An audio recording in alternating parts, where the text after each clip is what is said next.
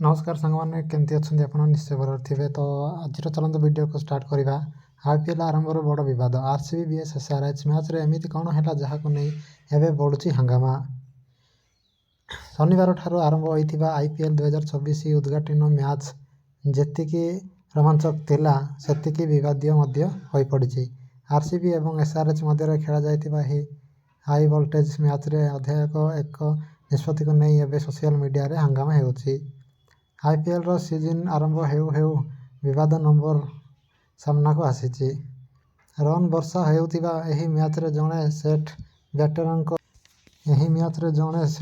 को आउट देवा को नहीं प्रश्नवाची सृष्टि होइछि। सनराइजर्स हैदराबाद एसआरएच रो बैटिंग चलिथिया बेले 14तम ओवर्स एही हंगामा आरंभ होइतिला। सेफ्टर्स प्रथम बॉल रे क्लासेन एक बड़ सेट खेलिथिले। बाउंड्री लाइन पाखरे फील्ड सल्ट एक चमत्कार कैच धरी किंतु रिप्ले रे देखा मिलता जे कैच धरिया समय सल्ट को पाद बाउंड्री लाइन को स्पर्श करिथिबा परी मन हेउतिला। तथापि थर्ड अंपायर यह अणदेखा करी क्लासेन को आउट घोषणा करथिले। एही निष्पत्ति पर हेनरिक क्लासेन बहुत निराश देखा जाइथिले। पड़िया मध्य से अंपायर सह जुक्ति करथिबा मध्य देखिबाकू मिलिथिला। आउट हेबा पूर्व क्लासेन 31 रन करी खेलुथिले। से ईशान किशन को सह मिसी 97 रन एक गुरुत्वपूर्ण पार्टनरशिप कर सारिथिले।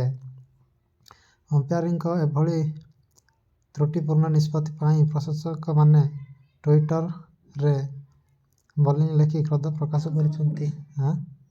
खेलर एक गुरुत्वपूर्ण मोड़ रे एही विकेट पड़िया एसआरएच पाई बड़ झटका सब्यस्त होइछि।